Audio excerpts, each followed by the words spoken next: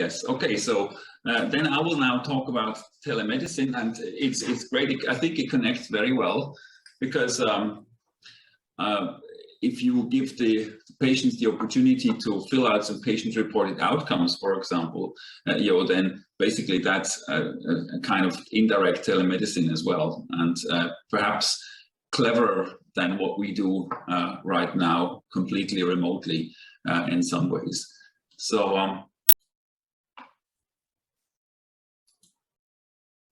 there's a global undersupply of dermatology services. Patients have to wait up to 4 months for an appointment with a dermatologist, typically, at least in Basel, that's the case now, or even up to 5 months. And often patients have to travel long distances, they lose a lot of time. And even when they stay with family physicians, often the diagnosis is delayed.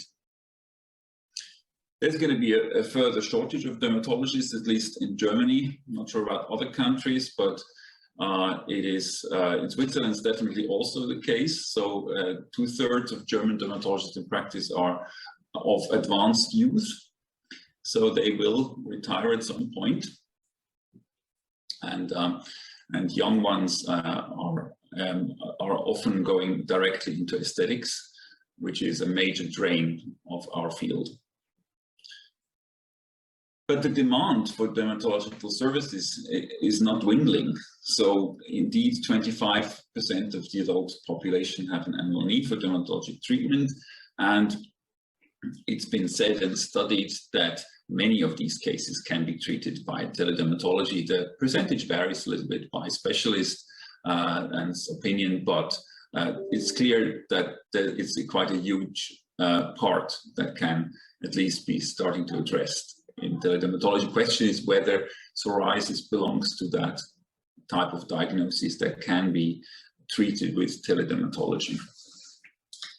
When we started with teledermatology, or even before that, we asked patients whether they want digital services. You know, Switzerland's not it's not always very modern, so some people are very conservative. So we thought it's time to ask them, and indeed, 3/4 wanted digital services as part of the medical consultation, and indeed they wanted digital prescriptions, registration forms, as Jo hands out electronically to patients, obviously, and the biggest wish, they want to make appointments online. And there we are in a bottleneck with our hospital IT, because that's not always so easy to implement, but it's definitely something that's extremely useful for patients and avoids the constant calling and moving around of appointments. Only 1/3 wanted actually teledermatology, but the ones that did want it, they were even happy to pay for teledermatology consultations by themselves. So in Switzerland, it's actually quite different to Belgium. So people do have to pay for medical services quite a bit out of their own pocket. So that's, many have to pay 2,000 to 3,000 euros per year in addition to their insurance to get medical treatment. And if they get a biologics, it's even actually more. So of course, the teledermatology was also rising during the pandemic. It's clear that these are some numbers of a company that went up to the thousands during the pandemic, and the email inbox was full of teleconsultations. And also teledermatology is really the fastest growing area of telemedicine in the world. It's just very useful. It's also obvious for patients. They can just send in a picture and they can then get it evaluated. So you can see the huge growth that is expected from the year 2016 to year 2027. Amazing. And that's also why big companies are now investing in teledermatology, including Google. Well, what's the best age for teledermatology? You see, it's actually quite interesting that many parents, if they can't go directly to the doctor, they will send pictures of their child to the dermatologist. So that's even the highest group number-wise. And then you have teenagers that don't use teledermatology so much. So also something that's a little bit counterintuitive, actually. And then you have the whole middle age, many people use it. And then, of course, it's just the seniors are not technology developers, so of course they will not use it so much. So there's two methods of teledermatology that we have to differentiate. One is store and forward technique, and the other is live video conferencing. And they are very, very much different to each other. So store and forward means that the patient makes some pictures, fills in some questionnaires, puts in the history data, so writes, basically like an email. And then the dermatologist can answer it at his own time. So you don't have to make an appointment, for example. With video conferencing, it's very different. Video conferencing really tries to replace the in-person consultation.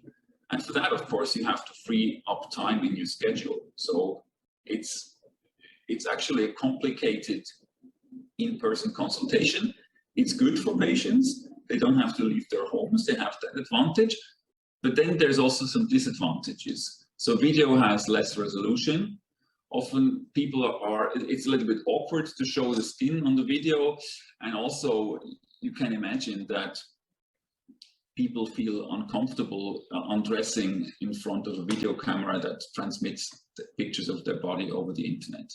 So that is not always what people like. So Switzerland is mostly store and forward that we use in teledermatology. So a patient detects a skin problem, seeks help with a service. Dermatologist carries out the diagnosis, prescribes treatment and medication, and the pharmacists that the patient has selected previously, so pharmacy close to their home, they send out the medication directly, and then the therapy can be started. And of course, when we continue, prescriptions works the same way. So let's see whether psoriasis fulfills the criteria for a dermatosis that can be treated with teledermatology. Well, a good teledermatosis should have unambiguous visual features. You must be able to identify it directly. You should be able to make the diagnosis without taking a biopsy or a huge amount of labs. The differential diagnosis should be relatively low risk in case you're wrong with the diagnosis. And the treatments that are available should be non-toxic, at least in part, that nothing can go wrong with the treatment. And there should be some clear treatment algorithms. And then, so that these criteria are all fulfilled, then question marks are: a good teledermatosis shouldn't have features with low visibility. And for example, scalp psoriasis indeed is often covered by hair. It's very difficult to make good pictures of plaques in the hair. That's definitely a disadvantage. And yes, there are neoplastic, that means cancer or infectious mimickers, shouldn't be in the foreground for good teledermatosis, and indeed some very rare differential diagnoses are indeed neoplastic, so mycosis fungoides, for example. And yes, it shouldn't have irreversible consequences. Psoriasis itself doesn't have that, but psoriatic arthritis definitely has irreversible consequences. If it's left untreated for a while, it's destructive for the joints. Then features of psoriasis that can be diagnosed easily with teledermatology are here in green. So the erythema can be often not seen so easily, depending on the lighting. But the scaling is nicely visible. Also the infiltration that is felt typically, it's not so easily identifiable on pictures typically. And then the regions that are highlighted in green, they can be photographed easily, but then there's quite a few that are difficult to photograph for patients. So they need somebody to help them. Then the symptoms, however, that can be easily interrogated with these questionnaires that can be sent to the patients: itching, pain, production of scales, functional impairment and depression, quality of life impairment, other patient-reported outcomes such as the goals for therapy. That's very useful and can be done. And then collection of information on disease-modifying factors like extrinsic risk factors, that can also be done easily with questionnaires. However, to interrogate, for example, metabolic syndrome, obesity, and so on, for many of these, you do need some measurements that can't be done directly by the patient himself without seeing you. And then comorbidities, psoriatic arthritis, the PEST score, and autoimmune conditions. So there's, yes, a plus and minuses are there definitely. So can we treat psoriasis with teledermatology? Well, we actually got the task from the IPC to make a statement on teledermatology for psoriasis, and that's exactly what we discussed. So first, whether it can be diagnosed and managed with teledermatology, and then whether we can treat it with teledermatology. We can discuss afterwards what your opinion is, and I'm sure the opinion might differ. So would you prescribe all these with teledermatology without ever seeing the patient? Many of us perhaps wouldn't, except for topicals. I believe with topicals, we might have a majority of people saying, okay, we can give topicals for a while, should be possible. Phototherapy is obviously, due to the device, that's not done with teledermatology. And then there's a few of the drugs that's the ones that really are the safest, basically, that some of us would prescribe with teledermatology. Also, it's been studied whether online teledermatologic treatment of psoriasis actually works, as well as in-person consultation. And that's been done by Professor Armstrong from the US already in 2019. So they had a cohort that was randomized after the first consultation. I think that's important to mention. So basically the continuation of treatment was measured, was evaluated in that trial. So either on the left, I'm not sure whether you can see my pointer, but either in-person care or online teledermatologic care was evaluated, as shown here. And here you had 3 monthly assessments were done and visits with the patient online or in person. And when we checked the PASI, then indeed the mean change in the PASI score wasn't different between the two strategies, which is nice to see. So basically the online treatment of psoriasis after the first consultation actually works very well. And then also psychological care. So in that cohort also a psychological care model was evaluated, and that was also well functioning for reducing functional impairment and depressive symptoms in psoriasis patients. We do have machine learning now available to measure, for example, the PASI score, or at least the area that is affected, also for pustular psoriasis. That all works very well. So this will be a decision support tool in teledermatology and also in person. Patients in the one service that we use are really happy with the teledermatologic service.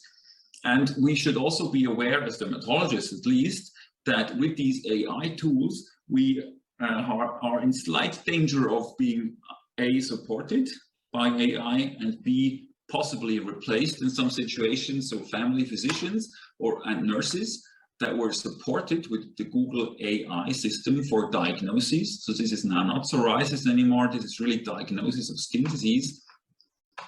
And they had indeed an improvement in their ability to diagnose disease. And they also felt a lot more confident when they got the AI to support them in the diagnosis. So possibly there will be kind of informal dermatologist situations that don't involve the dermatologist anymore. And I think that's something that we just have to face. That's going to be coming up soon.